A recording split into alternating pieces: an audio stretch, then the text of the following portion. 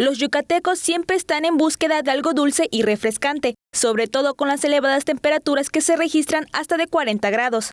Aparte del agua, hay variedad de deliciosas golosinas que ayudan a aliviar el calor. En esta temporada no pueden faltar las champolas, bebida helada elaborada con leche, vainilla y helado, de sabores como coco, guanábana o mamey.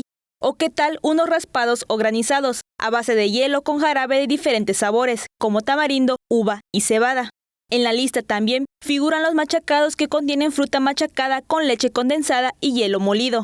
Otra golosina son los indispensables bolis, que es el hielo saborizado elaborado con agua o leche que se congela en una bolsa de plástico. Y no menos importante están los helados, licuado de consistencia espesa de diferentes sabores y combinaciones.